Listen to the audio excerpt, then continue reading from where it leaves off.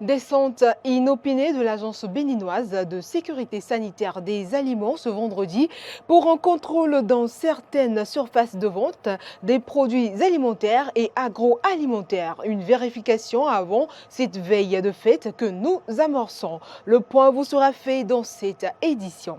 Cérémonie de distinction des meilleures productions du concours média hier par l'ambassade de la Chine au Bénin. Une célébration pour consolider les relations entre le Bénin et la Chine. Les détails à venir, nous en parlerons dans ce journal également. Et puis hors de nos frontières, ce samedi 17 décembre, près de 9 millions d'électeurs sont attendus aux urnes pour le premier tour du scrutin législatif avant d'élire le nouveau Parlement de 161 députés au pouvoir très restreint. Voilà pour le sommaire. Ainsi se dresse la charpente de ce 19h, mesdames et messieurs.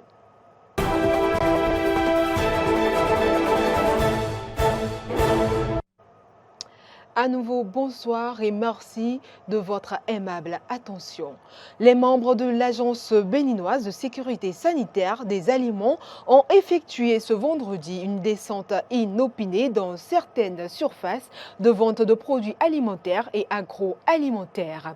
L'objectif est de vérifier leur état de conditionnement en cette veille de fête de fin d'année. Voici le reportage de Stanislas Samoa. C'est un contrôle conjoint qui regroupe toutes les structures de contrôle des denrées alimentaires des différents départements sectoriels. L'Agence béninoise de sécurité sanitaire des aliments est le bras opérationnel, structure sous tutelle du ministère de l'Agriculture, de l'Élevage et de la Pêche. Epiphane Setondi Hossou en est le directeur général. Il évoque les deux principaux objectifs. La protection de la santé publique et l'accès au marché des denrées alimentaires. La période des fêtes de fin d'année constituent des moments de grande consommation des denrées alimentaires. Cette période représente donc des occasions propices pour certains commerçants mal intentionnés à la recherche de profits à tout prix de déverser sur nos marchés des denrées alimentaires de qualité parfois douteuse. L'intérêt de cette descente est reprécisé ici par Tawanou Conrad, directeur des contrôles sanitaires et de la qualité de l'Agence béninoise de sécurité sanitaire des aliments. 6 équipes sont constituées dans Cotonou. Je vais parler d'abord de Cotonou, pour faire le tour de tous les arrondissements afin de vérifier la qualité des produits qu'on livre aux consommateurs en cette période sensible. Au cours de cette descente inopinée dans ce supermarché, les produits ont été passés sous contrôle et le constat est satisfaisant au dire de Constant Akpovo, chef division contrôle des entrepôts et distribution directe au niveau du ministère de l'Agriculture, de l'Élevage et de la Pêche. Comme vous pouvez le constater avec moi, l'environnement est vraiment salubre. Les conditions de conservation et de stockage sont très bien respectées. Les produits qui doivent être au frais sont au frais, aux températures recommandées par les producteurs. Cette opération se déroule simultanément dans les 12 départements du Bénin avec pour seul objectif de protéger la santé des Béninois en cette période de fête de fin d'année. Cérémonie de distinction des meilleures productions du concours média organisé par l'ambassade de la Chine au Bénin pour marquer le 50e anniversaire du rétablissement des relations sino-béninoises. C'était dans la soirée d'hier au cours de la 4e édition de la soirée média organisée par l'ambassade. C'est au cours d'une soirée festive au domicile de l'ambassadeur que les meilleures productions retenues à l'issue de ce concours ont été primées. Ils sont au total 10 professionnels des médias, toutes catégories confondues, à recevoir des prix pour ce concours organisé pour commémorer les 50 ans du rétablissement de la coopération entre la Chine et le Bénin. Les lots sont composés de motos et de téléphones portables. Sur la ligne de départ, 22 concurrents. Dossier réparti ainsi qu'il suit. Presse écrite, 12. Presse écrite en ligne, 3. Photojournalisme, 3. Radiodiffusion, 3. Télévision, 1. Et web télévision, 1. Il est à noter qu'un postulant a concouru dans 2 catégories. 3 grands icônes de la presse béninoise ont constitué le jury de cette compétition. Le président du jury, Georges Amelon, bien que satisfait de la qualité des productions, a déploré un certain nombre de choses.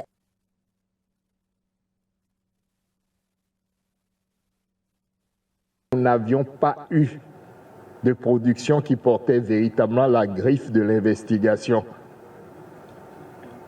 Nous ne pouvons donc qu'encourager nos confrères à véritablement se passionner pour ce genre-là, qui permet un approfondissement véritable des questions que le journaliste explore. Nous avons déploré aussi qu'il y ait eu si peu de candidatures. Ça a été une belle compétition, avec ses faiblesses, c'est vrai, mais nous devons souligner que nous avons eu quand même quelques œuvres de grande qualité, même si elles ne portaient pas forcément sur l'investigation. L'ambassadeur de la Chine près le Bénin, son Excellence Jinping Tao, a saisi l'occasion pour rappeler les raisons pour lesquelles cette coopération dure autant d'années. La première, c'est que nos deux pays ont une histoire semblable. Grâce à ça, ça fait rapprocher les sentiments de nos deux nations.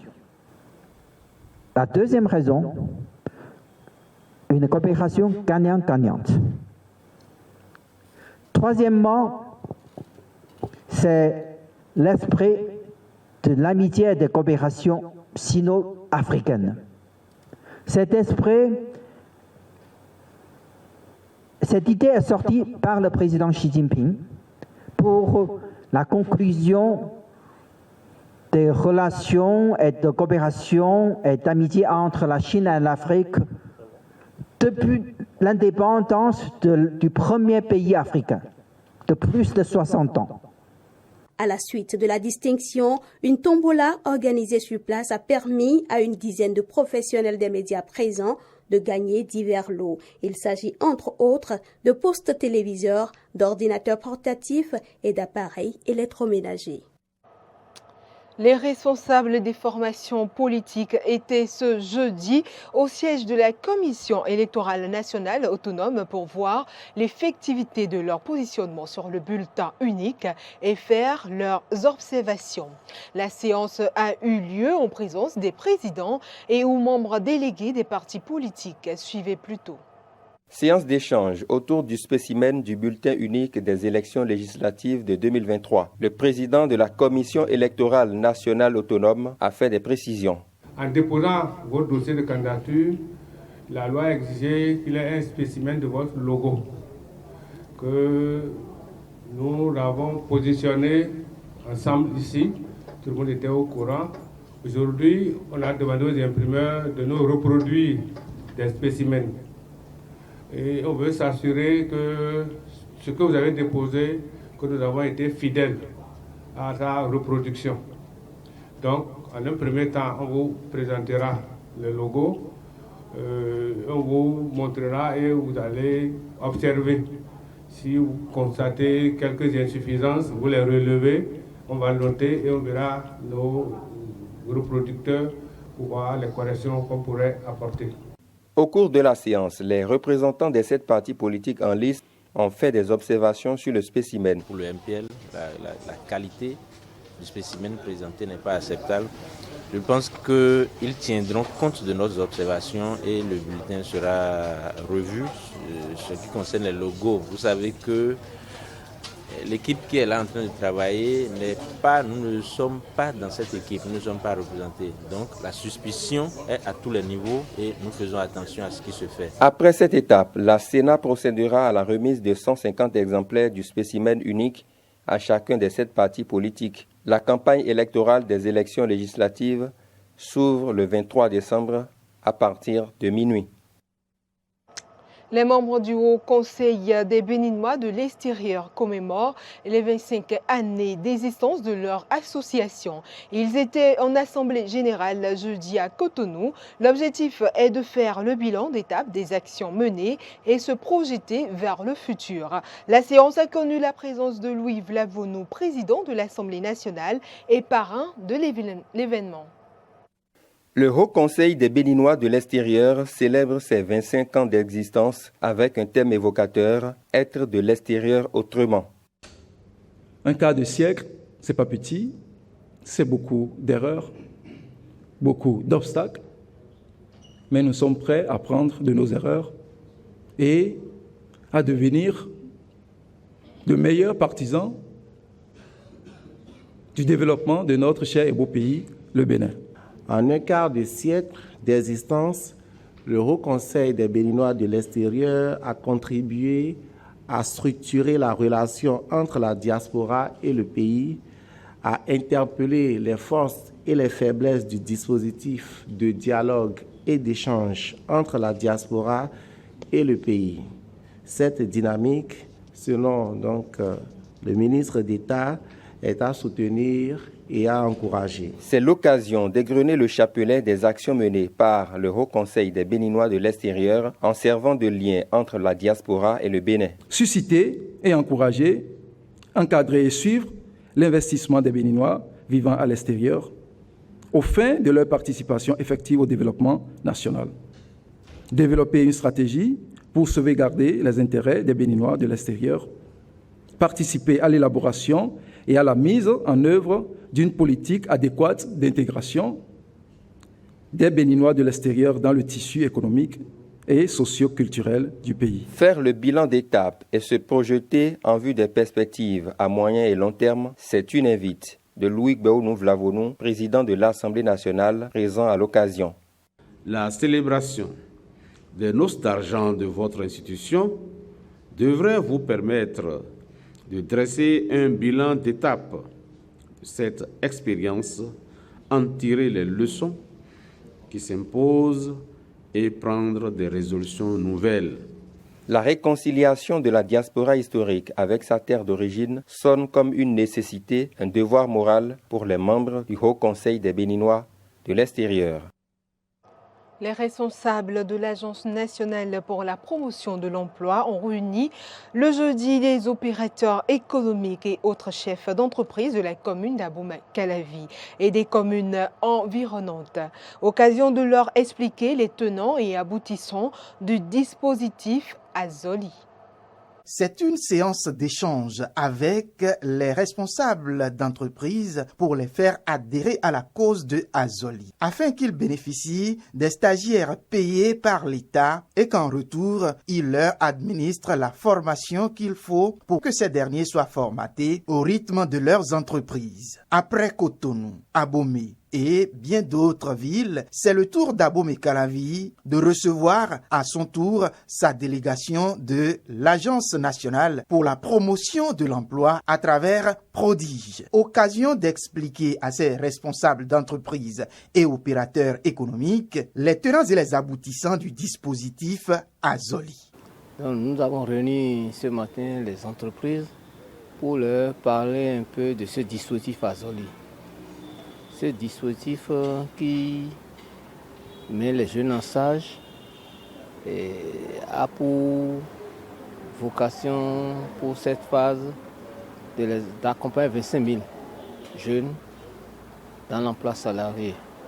Et pour que les enfants trouvent des entreprises d'accueil, il faut identifier ces entreprises. C'est pourquoi nous avons mobilisé les entreprises de Calavi et des villes environnantes pour leur présenter le dispositif et susciter leur adhésion afin qu'elles se prononcent dans l'accompagnement, dans le recrutement de ces jeunes pour le développement de leurs compétences. Au terme de la séance d'échange qui a duré environ 3 heures d'horloge, la représentante du DGANPE se réjouit de l'adhésion des chefs d'entreprise.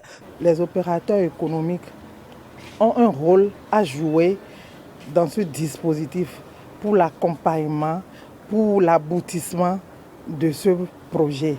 Et je pense qu'ils sont suffisamment éclairés par rapport à ce projet pour nous accompagner.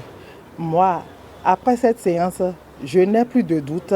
Je sais que d'ici à là, nous aurons assez d'expressions de besoins de stagiaires venant de ces opérateurs économiques. Des échanges et explications qui certainement ont rencontré l'adhésion déjà de plusieurs entrepreneurs comme celui-ci.